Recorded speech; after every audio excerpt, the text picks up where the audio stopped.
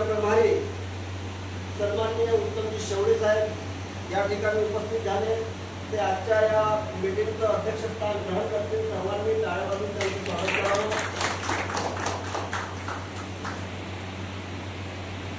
त्याचप्रमाणे आपण सगळे मिशनरी लोक या ठिकाणी उपस्थित झालो त्याबद्दल सर्वांचं मी सुद्धा आभार व्यक्त करतो, धन्यवाद व्यक्त करतो। आपल्याला मान सन्मानानं जगता यावं यासाठी अहोरात्र संघर्ष केला। त्या महापुरुषांचे विचार जनजनापर्यंत पोहोचले पाहिजे, त्याकरिता आपल्याला कुठलं मला नाही वाटत, मला तर वाटते की आपली कितीही समजा महत्वाचं जरी काम असेल तरी ते या कामापेक्षा महत्वाचं काम नाही होऊ शकत।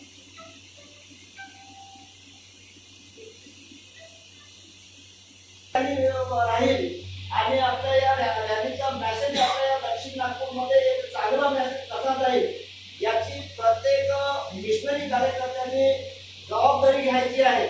कारण ही विचारधारा जर टिकेल तरच आपण टिकू, जर ही विचारधारा टिकणार नाही तर आपण सुद्धा टिकणार नाही। ही आपण सर्वांनी ही गोष्ट लक्षात ठेवली पाहिजे। त्यासाठी आपल्याला काही करावं लागलं तरी आपण ते करण्याची तयारी आपल्यामध्ये ती तयारी आपल्यामध्ये असली पाहिजे। कारण आपल्या महापुरुषांवर जी परिस्थिती होती त्यांच्यापेक्षा खराब परिस्थिती आज आपली नाही आहे। त्यांनी जी परिस्थिती असा विश्वास निर्माण केला असे माननीय कॅन्सलरजी साहेबांचे उद्या जयंतीचा कार्यक्रम आहे।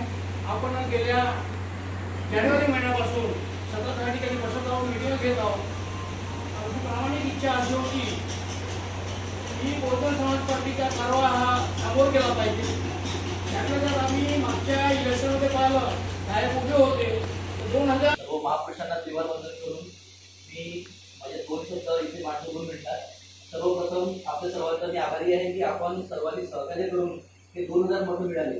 ऍक्च्युली हे 2000 मतं नाही आहे, ही 20,000 मतं आहेत। ही जर ईव्हीएम मशीन जर नसती तर आता आपलं कॅल्क्युलेशन जवळजवळ 7 ते 8,000 मतांचं कॅल्क्युलेशन होतं। या व्हिडिओच्या माध्यमातून या मीटिंगच्या माध्यमातून मी हे चॅलेंज करतो त्या पद्धतीने आपले कार्यकर्ते कॅडरचे कार्यकर्ता फिरले प्रभागामध्ये, या पद्धतीने आम्ही विहार गेलो। एक माणूस हा 3 माणसाला सांगणार होता आणि कमी वेळामध्ये आपण कमी खर्चामध्ये इतके वोट घेतले तर हे ईव्हीएमचा हा खूप मोठा घोटाळा आहे। जर बॅलेट पेपरने हे जर मतदान झालं असतं तर 7 ते 8,000 आपल्याला मतं मिळाली असते आणि येणाऱ्या निवडणुकीमध्ये आपण सर्वांनी मिळून एक न्यायालयात याचिका दाखल करायला पाहिजे। जसे कुत्रमारे भाऊनी पण सांगितलं होतं, मागे नंतर पेपरमध्ये आलं होतं की ही जी ईव्हीएम घोटाळे आहे हे बंद व्हायला पाहिजे आणि बॅलेट पेपरने निवडून चुनाव लढायला पाहिजे। तर याच्यासाठी जर आपण एक प्रयत्न केला तर लीगल ॲडवायझर आपण कोणी लीगल वकील हायर करून जर आपण केला तर येणाऱ्या या 5 वर्षाच्या कालावधीनंतर योग्य उमेदवार जो इलिजिबल कॅन्डिडेट आहे तो आपल्याला इथे बघण्यास मिळेल।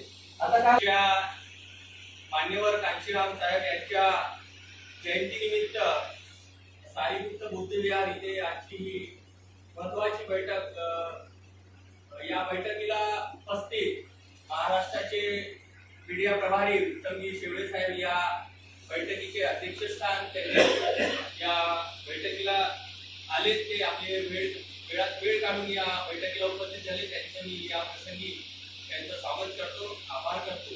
तसेच आमच्या नवनिर्वाचित आमचे दक्षिण बहुजन समाज पार्टीचे शहरचे अध्यक्ष आमचे भाऊ नागपूर शहर अध्यक्ष उत्तरमारे साहेब सुद्धा या बैठकीला उपस्थित झाले, त्यांना मी या प्रसंगी त्यांचं अभिनंदन करतो। आणि सर्व इथे महाकवी तथागत भगवान गौतम बुद्ध, प्रियदर्शी सम्राट अशोक, भारतीय घटनी शिल्पकार डॉक्टर बाबासाहेब आंबेडकर, माता रमाई जिजाऊ सावित्री आई, मान्यवर काशीरामजी, तमाम बहुजन समाज जन्मलेले सगळे महापुरुषांना मी त्रिवार वंदन करतो। आजच्या बैठकीत आपण जे आयोजन केलेलं आहे, माननीय प्रदेशाध्यक्ष साहेबांनी जे सूचना दिल्या आहेत की उद्या वर्धा या ठिकाणी काशीराम साहेबांची जयंती मोठ्या उत्साह साजरी करायची आहे. त्यानिमित्ताने मला सुद्धा काही साहेबांनी निर्देश दिलेले आहेत की खासदार साहेब उद्या नागपूरला येणार आहे आणि त्या 3 वाजता त्यांचा फ्लाईट नागपूर एअरपोर्टला लँड होणार आहे. तर त्या तिथून त्यांना रिसिव्ह करून काही बाईक रॅलीसुद्धा नागपूरतून निघणार आहे. पूर्व नागपूर आणि मध्य नागपूरचे काही लोक बाईक रॅलीसोबत येणार आहे. तर खासदार साहेबासोबत त्यांचं स्वागत करून त्यांना सोबत घेऊन वर्धेला निघायचं तर त्यांनी आम्हाला ठरवलेलं आहे. त्याचबरोबर नारी कार्यालयात उद्या 10:30 वाजता काशीराम साहेबांच्या जयंतीचा कार्यक्रम आयोजित केलेला आहे. त्या ठिकाणी सुद्धा जायचं आहे.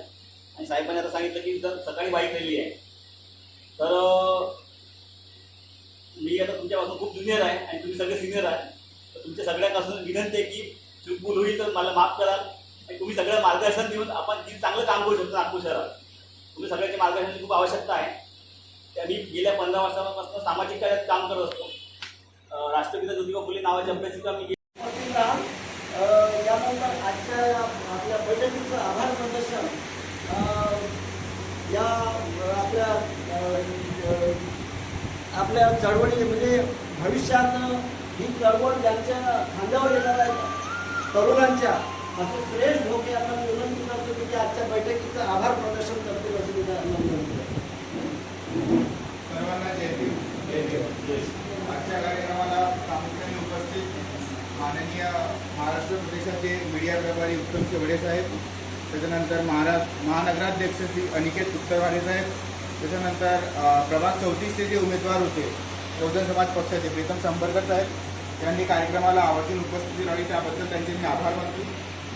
तसेच कार्यक्रमाचे शेवट, प्रत्येक कार्यक्रमाला एक टप्पा असतो तो म्हणजे शेवटचा टप्पा.